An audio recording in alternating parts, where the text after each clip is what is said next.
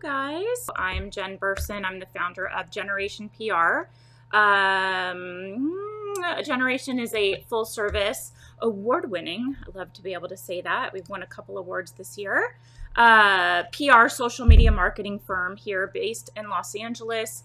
And I am also the creator of the Profitable PR Pros community on Facebook. This topic for today actually came from a discussion that was started there. So today's training comes from a question that was actually asked by Krista Monet. She asked about feeling like she was running a PR firm, but she's offering like graphic design services, social media management, influencer connection, media outreach. And she said, does anyone else feel like they're running more of a branding agency than a PR agency? And she said she loves all of this. Marketing strategy, brand develop, always her passions. And then media placement is kind of next in line of what she enjoys. But she's starting to feel confused about the company identity and what she offers and what she wants to offer under her agency umbrella. And there was a lot of good feedback and responses there. So this question comes from that. So we're going to talk about how branding and PR and other elements of marketing all work together, different marketing and communications elements. So we're going to talk about PR, branding, social media, advertising, and influencer marketing. So let's just jump in, because the reason I'm going to say this, I always share topics in the context of how you run your business. Is number one, don't do all the things. Don't do them all. Like maybe you have people you outsource certain things to. I want you to be a specialist. When I say niche down, it's in certain subject matters, like certain areas of practice, like ours is beauty and cosmetics, baby and kids, health and wellness. Those are the niches we specialize in. But a niche can also be what services you're offering. But if you're offering all of these things, you are going to be spread really thin. You're going to feel a little crazy, and clients are going to cherry pick what services they want. And I want to get you in a flow state. This is everything we talk about in our agency accelerator, or not everything, but like a piece at the beginning. It's all about getting you and your clients in a flow state so that you make more money and work less and work more efficiently. So I will encourage you to not do everything. That's number one. Number two is I want you to understand these different things, because when clients call you, they won't understand the difference between these things. They will use the words interchangeably because they don't know the differences. So if they're doing that and they're using the words interchangeably, it may confuse you about what they actually want. And they are asking for PR, but they say branding or they say advertising. They don't always know the difference. So let's focus on these different elements, and then we'll sort of answer questions about what you want to offer, how they go together, if you want to talk about that. But PR, which is like the core of what our whole community is based on, that's earned media. That is using storytelling to build reputation through media, social media, communications. So what PR pros do for PR or for public relations, what we do as communication specialists is that we translate a brand's products, offerings, the overall brand itself, or experts and their expertise, their experience, their know-how, their results. We translate those into stories and positive messages that we then pitch to the media in terms of stories that are timely and relevant to that outlet and that writer in order to get awareness for our clients. So we call that earned media. That's what we think of as typical kind of traditional PR. That's earned media. And that could be features that means unpaid. And that means it could be a digital media outlet. It could be a blog that they're mentioned on. It could be a guest post somewhere. It could be a TV show, a print magazine, any type of media, but it's typically unpaid, and that's called earned media. That's what we specialize in when our clients come to us. That's like our bread and butter. Everyone has that service offering from us, and we have the highest margin in our agency on offering those services. Okay? Sound good? That is PR. Branding creates a specific meaning for a company and provides a consistent experience for customers and clients. So that's like your outward facing touch points with a customer. So good branding will help people instantly recognize the company, and it'll help boost loyalty by appealing to an ideal audience. And so clear branding supports PR efforts. Like, obviously we want our clients to have really good, clear, beautiful brand that reflects what the brand is about, because it helps to improve visibility and recognition, and we want everything to be consistent. So consistency is a really big part of branding and PR. You want that visual consistency. So if you pitch an editor and you're saying this brand is awesome, it's really cool, beautifully packaged, everything about it is just high-end, luxury, and they navigate away from your email over to the client's website, and it's like 15 years old, Web 1.0, hard to navigate, choppy messaging, that's not consistent branding. Those touch points with the consumer, with an editor, they're not clear. So branding is not PR, but it absolutely supports your PR efforts. So when we take on a new client, we will look at their branding, and sometimes we'll make recommendations in a very gentle, friendly way that they could improve their branding to be more consistent and aligned with the overall brand positioning and the message of the company.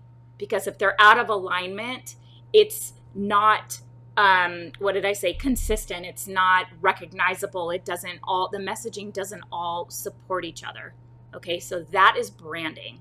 That's like your visual touch points with your customer. It could be your website, your packaging, your logo, your brand colors, the font you use. And what you end up doing if you do branding in your agency is you create a brand style guide, and then it has every single element of the branding, like hex codes, like Pantone numbers for the color, so everything is consistent.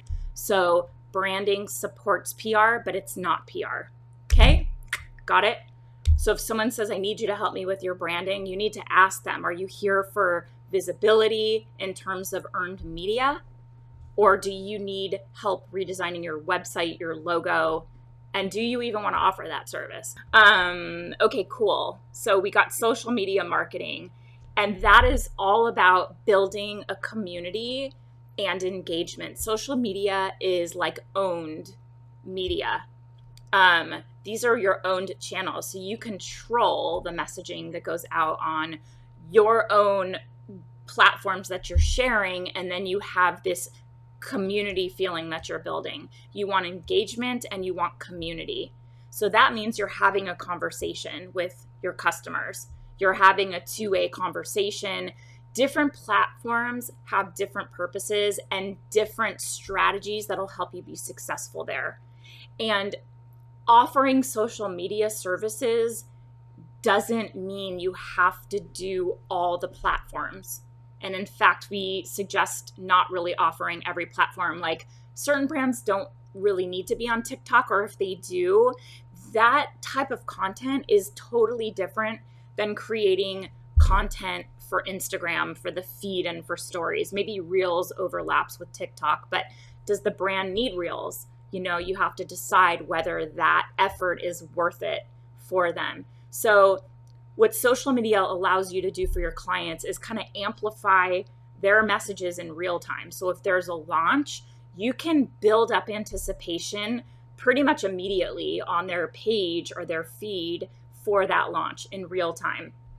It'll help you build a strong community. So you get these people posting comments, engaging with your posts, and that allows you to have conversations. Twitter's really good for this. There are some brands that have just awesome social media community managers who have a fun personality. They're really engaging. We all know like stories of Wendy's, who just has a really fun presence. JetBlue has a really fun presence on social. They'll have these conversations, and they build that sense of community. Okay, so social media allows you to have this visual, authentic presence that'll really support your PR efforts. So I did a Facebook Live about this a couple weeks ago about not having a social media presence. If a client you're talking to just doesn't have a social media presence, or like no following, or their feed is not consistent with what messages you're putting out in the media, you have to help them fix that. Not saying you have to do that work, but you have to tell them, because social media will give you this authentic presence that supports your PR efforts. Because media, like journalists, media professionals, freelancers, writers, editors, and then influencers, they're going to go to social media to vet your clients. And they want to look for alignment and consistency. And if they go there and they're like, this is kind of janky, like this doesn't look good, this doesn't look like a premium brand, or they're like, it's a ghost town, there's tumbleweeds rolling through the social media feed, like this is not a brand that's on top of anything, I'm not going to tag them, I don't want to drive my audience to this page. Or influencers, like if they go and they see, wow, this brand's really premium, and if I work with them, it's going to boost my presence, they have a following, their content's like really great, they're going to have more success with that effort too. So social media will like amplify the message in real time, help you build a strong community, and then give you a consistent visual presence. So branding, as you can tell, will play a role in social media too. So usually the feed, the content, the voice, the tone, the colors, the fonts, everything on social will match. So just keep that in mind. So social media, you can offer this service, and that's how it aligns with PR. Your editors, your influencers are going to look at your client's social media presence. Okay, then we have advertising. So advertising, we all know it's paid. It's paid promotions. It'll help you reach new audiences or nurture your current audiences. And then unlike PR, which is earned media, advertising gives you the opportunity to pay for visibility for strategic audience demographics and goals. And you get to really call the shots. When you're paying for placement, you have a lot more control over what the message is, over what images, copy, talking points, frequency, length of time, all of that. So in a paid influencer collaboration, we'll talk about that. Let me get to that in a minute, but PR is earned. You're sort of putting out the message, offering up a story, and then it's at the journalist's discretion to cover your client however they choose. But with advertising, you're literally paying to access that channel, platform, audience, or whatever. So you have a lot more control than you do with earned media. And you could be strategic. Like that's why demographics matter, reach matters, all of that matters, because your client's going to have specific goals and they can choose the outlets where they want to spend their money for the greatest ROI. So we like to combine PR and advertising because it really helps boost visibility and have multiple touch points and consistently expose your ideal customers to your brand messaging. So we'll have clients that'll say, we want to do a PR launch campaign, and we'll say, okay, we will work on earned media and we'll help you with we call them partnerships. So it's more like paid integrations. It looks less like a magazine page for like a full page ad and more like a paid advertorial on a blog or a paid sponsored newsletter. Those are the kinds of things we're working in, because we're still working with our media contacts and we're working with them on the ideal integrations and like a multi-phased integration for our clients. So that's how advertising comes into play with PR. So the client may call and say, I need advertising, but they might mean earned media. They don't know the difference. So you have to explain that to them. Cool. Okay. And the last thing is influencer marketing. We all know what influencers are. Well, do we?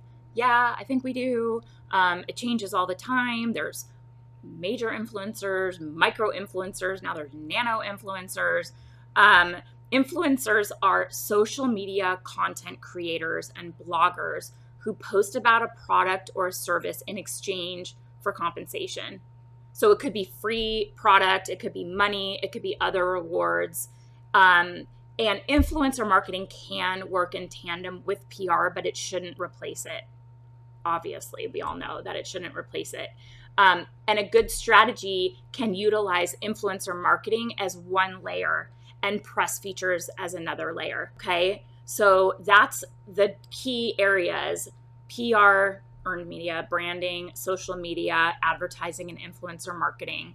And all of these are related to marketing and fall under the communications umbrella. You've probably heard that term, the communications umbrella. But each of these are unique services and they require different skills, different contacts, different strategic implementation, and they do overlap and support each other, but they're distinct. In order to get high quality press placements for your clients, you really have to have some of these other elements in place, probably social media being the number one. That's the most important to be looking at. Maybe these aren't in your wheelhouse, and you have to guide clients to get them to that place because you want to be successful in your media outreach efforts. So some clients may not realize how important each of these elements are, or even that they don't have them, or that the effort they're putting out there isn't the right effort. So you may have to educate your clients on this and help guide them through the process. And here are some ways that you can do that. So you can, offer your clients referrals to your peers, people in this community who offer services that complement yours. You can provide them with educational materials on the importance of what they're lacking and how it's different from PR, and it can help support what you're doing, and then how they can go about getting or creating the assets and elements that we're going to need, like high-res product shots on a white background, lifestyle imagery that they can use all over for visual consistency in their consumer touch points. They need all of this. Or you can offer these services yourself by having a white label solution. So that means somebody else is providing the services, they're working under us. They get paid whether we get paid or not. We pay them out of our agency first. We bill the client, we're managing the process, and they're white labeling. So if the client doesn't have these things, we can offer them. Should you offer them? When you're doing all of these things, sometimes it could become too much, and there's a lot of management. So you have to keep in mind, do I really, really want to do this? And like I said, it's really important to niche down. That's not just the areas that you serve, like your subject matter niche, but the services you're offering. When you offer too many things, it's harder to really specialize and become known for any one thing and to take advantage of all the benefits that come when you niche down. So figure out if you want to be doing a bunch of things, you love it, you can get in the flow and it works really well, or you just want to stay in your lane.